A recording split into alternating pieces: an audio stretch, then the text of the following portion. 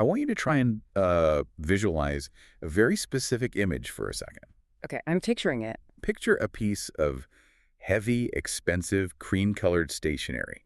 You know, the kind where the ink just sits perfectly on the paper. Oh, the really good stuff. Exactly. And at the top, embossed in gold, is a name. Princess Patricia zu Hohenlohe-Waldenburg-Schillingsfürst. Wow. I mean, that is a name that takes up the entire width of the envelope. It really does. It's just, it drips with old world aristocracy. You hear that, and your brain goes straight to Vienna, to centuries of lineage, maybe a drafty castle in the Alps somewhere. Right. It sounds like someone who's just born wearing silk. But the woman who owned that stationery, she wasn't born in a castle. Not at all. She didn't grow up attending debutante balls in Vienna. Yeah. She started her life in a chaotic, overcrowded house in Macon, Georgia in 1913. A very different world. And back then, her name was just Patricia Wilder. Or, well, to everyone who actually knew her, Honeychile. It is arguably one of the most jarring contrasts in 20th century social history. It was wild. You have the Honeychile persona, this dizzy, loud Southern belle, just colliding head-on with the highest echelons of rigid European royalty. And that is exactly what we are unpacking in this deep dive. We've pulled a stack of biographical records, career archives, and contemporary accounts to look at the life of Patricia Wilder. It's a fascinating paper trail. It really is. And honestly, the mission today isn't just to recount a biography. Anyone can just read a timeline. We want to figure out the mechanics of this trajectory. Right. Because on paper, this life just does not make sense. It really doesn't. How do you go from being one of 13 children in the American South during a time when social mobility wasn't exactly easy? Right, the early 20th century. Yeah, to ending your days in Greenwich, Connecticut as a European princess with a romantic detour involving the King of Egypt in between. I mean, it sounds like a screenplay that a studio executive would reject for being too unrealistic. Totally. But it happened. Yeah. And if we look closely at the sources, it wasn't just a series of lucky accidents. It looks much more like a masterclass in personal branding, social intelligence, and navigating the specific celebrity ecosystem of the 1930s and 40s. So let's start at ground zero, the origin story. September 8th, 1913, Macon, Georgia. A completely different world from where she ended up. And the key detail here, the one that I think defines her entire psychological makeup, is the household she was born into. Oscar and Laura Wilder's house. Yes. She wasn't just from a big family. She had 12 brothers and sisters. 13 kids in one house. I mean, just pause on that for a second. The logistics alone are a nightmare. It's a crowd. It's a literal fight for resources. And I don't just mean food or clothes, though obviously that too. I mean attention. Just to be seen. Exactly. In a 13-child household, silence is basically non-existent, and individual visibility is incredibly low.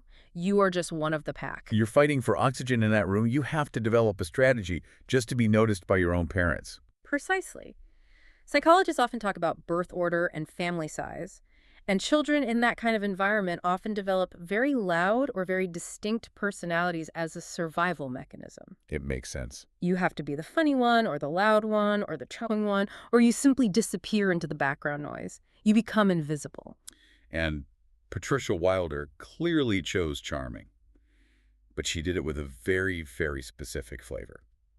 This is where we have to talk about the nickname. Honeychile. Honeychile. It's iconic. And the backstory of the name is actually quite revealing about her operating style. Because she didn't get it passively. Right. She didn't get the nickname because people looked at her and said, "Oh, aren't you a sweet honey child?" No, the records say it was reciprocal.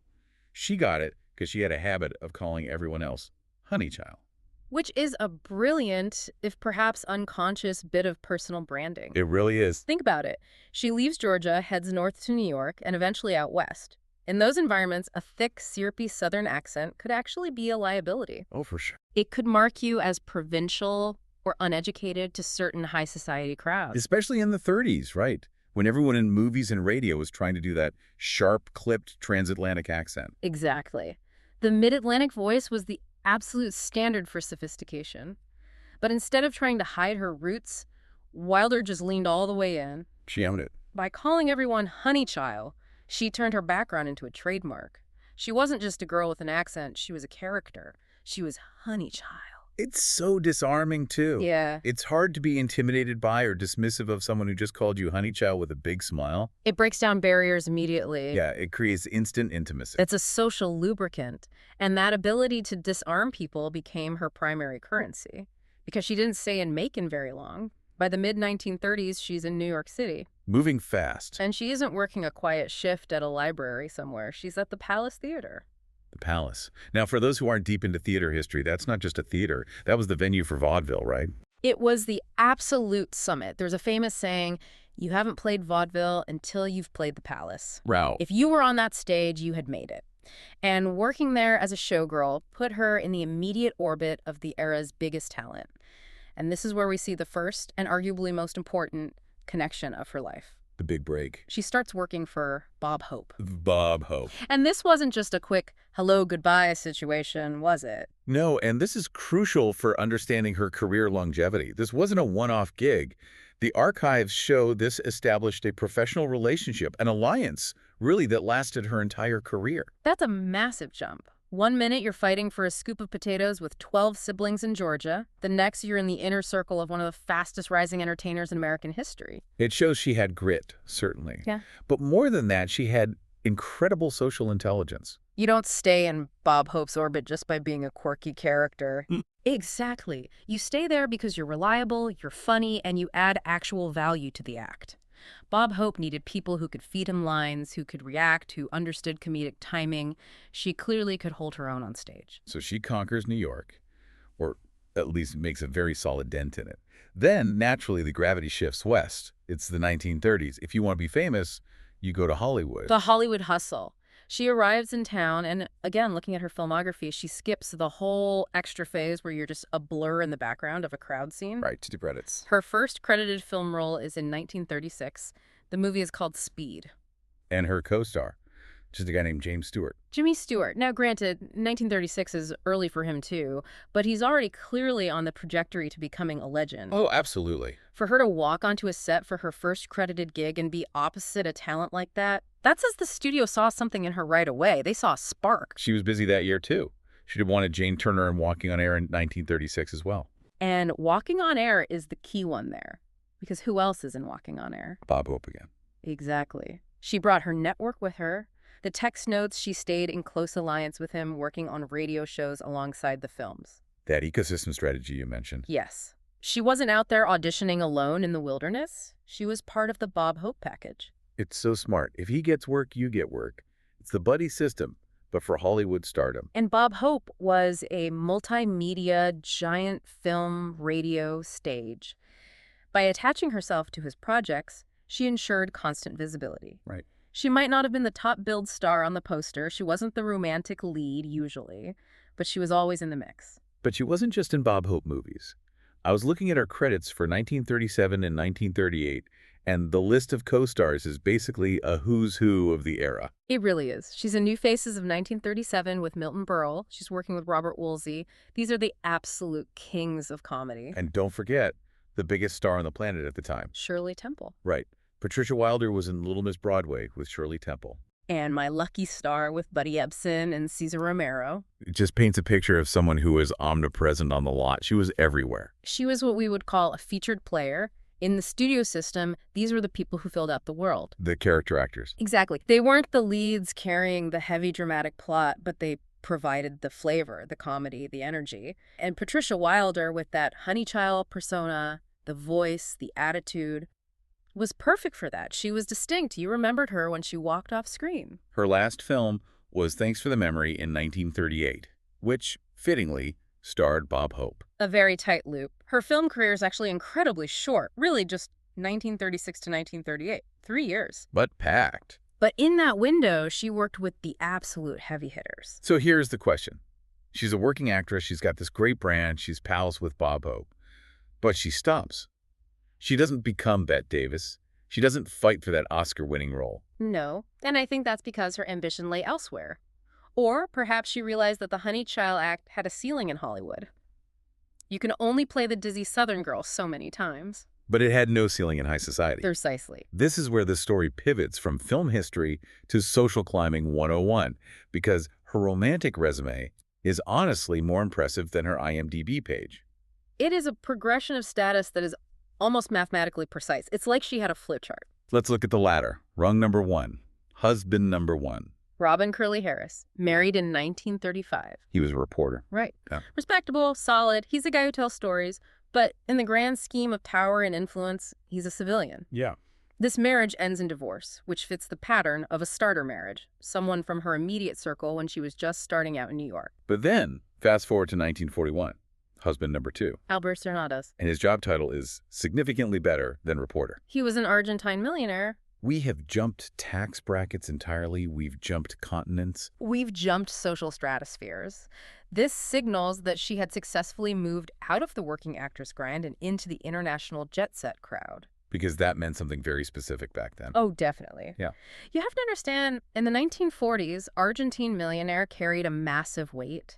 It meant old money, polo matches, international travel, during a time when much of the world was literally at war. So she's not waiting for a callback anymore. She's secured wealth. She's secured access. But that marriage also ends. And then we get to the 1940s, and the plot twist that I frankly didn't see coming when I first opened the file. The royal affair. She wasn't just dating millionaires anymore. She entered a relationship with King Farouk of Egypt. King Farouk, I mean, this is a man who is a massive historical figure. A massive figure, and a very notorious one. Yeah. Farouk was the last king of Egypt. He was known for this incredibly lavish, excessive lifestyle. Just opulent. Very. He was a gambler, a gourmand. He had enormous appetites. He was a larger-than-life, controversial monarch who was constantly in the headlines. And here's Honeychile Wilder, the girl from the crowded house in Georgia, hanging out in the palaces of Egypt with the king. It feels like a fever dream. It's totally surreal. But what I love most about this chapter is her reflection on it. Because usually when people talk about Farouk, they talk about his corruption or his wealth or his endless collection of cars. Right. But she gave an interview about him, and she didn't mention the jewels or the cars. No. She said that of all her lovers, King Farouk had the best sense of humor and made her laugh the most. I find that so fascinating. It humanizes him completely. It does. It strips away the crown and the politics, but it also tells us something very important about Patricia Wilder. What's that? She valued humor. Remember, she came up with Bob Hope. She worked with Milton Berle. She spoke the language of comedy. That was her native tongue. Right. The fact that she connected with the king on the basis of humor suggests she wasn't just there as arm candy. She was actively engaging with him. She could hold her own. If you can banter with Bob Hope on live radio, you can probably handle the wit of a king. Exactly. It suggests real agency. She wasn't just a passive beauty being collected by these powerful men. She was a participant. She was fun. And that's rare in those circles. Absolutely. For men who are surrounded by sycophants like a king, someone who can actually make you laugh, who might be a little irreverent, is incredibly rare and valuable. But even the king wasn't the final destination. The ultimate rung on the ladder was still ahead. May 21st, 1951, Greenwich, Connecticut. Husband number 3.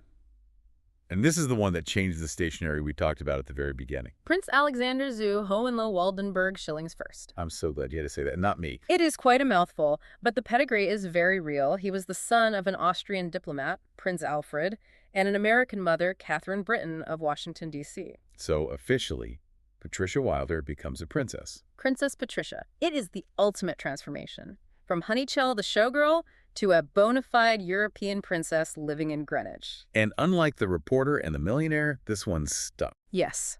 The records show they remained married until the prince's death in 1984. That's over 30 years. That's a lifetime, especially in that world, where marriages could literally last a weekend. It really suggests that she finally found where she fit. She had navigated the reporter, the millionaire, the king, and settled with the prince. She found her level. When you zoom out and look at the full arc, born 1913, died August 11th, 1995 in New York City. She lived to be 81. A full life. The geography of that life is just breathtaking. Macon, the Palace Theater, Hollywood sound stages, Egyptian palaces, Greenwich estates. And finally passing away in New York City as an Austrian princess. It really highlights something about the mid-20th century that we often overlook. What's that? Well, we tend to think of class structures back then as very rigid. You know, you were born into your station and you stayed there. But for entertainers, there was a trapdoor. Exactly. Entertainment was one of the few vehicles for rapid social mobility. If you had charisma, talent, or just that ineffable star quality, you could bypass the traditional gatekeepers. You could skip the line. Yes. You could enter rooms that were previously totally closed to someone of your background. But you had to be smart about it. A lot of people entered those rooms and just got chewed up. That's the key.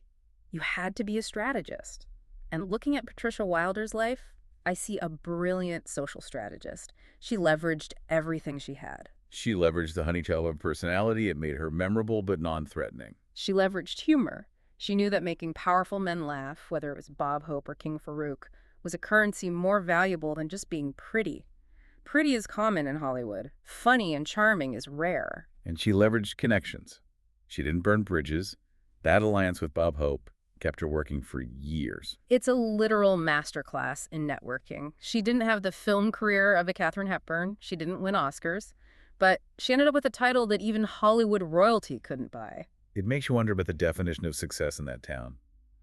We focus on the stars whose names are on the sidewalk. But maybe the real winners were the ones who used the system to build a completely different kind of life. I think that's the ultimate takeaway here.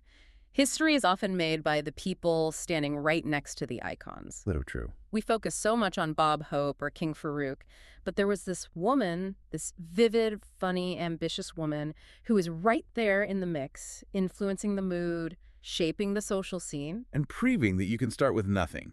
Just one face in a crowd of 13 kids in Georgia and end up wearing a tiara. It challenges our assumptions about agency. Was she just lucky? I really don't think so. You don't marry a prince by accident. You don't befriend Bob Hope by accident. That brings me to the thought I want to leave you, our listener, with today. Yeah. We've talked a lot about her nickname, Honeychile. It sounds dizzy, right? It sounds like the dumb, blonde stereotype of the era, just with a Southern accent. The dizzy Southern belle, it's a total cliché. Exactly. But looking at this incredibly rich, well-traveled life, I want you to consider this. Was that Honeychile persona actually a calculated shield? Oh, that's interesting. Was playing the dizzy, charming Southern girl, the very armor that allowed a brilliant social strategist to navigate rooms full of wolves, Hollywood producers, kings, millionaires, and come out on top every single time. It's the ultimate camouflage. If they underestimate you, they never see you coming. And nobody saw Patricia Wilder coming until she was already a princess. Indeed. That's all for this deep dive into the life of the one and only Honeychile. Thanks for exploring this incredible life with us. Until next time, keep looking at the people standing next to the spotlight. See you then.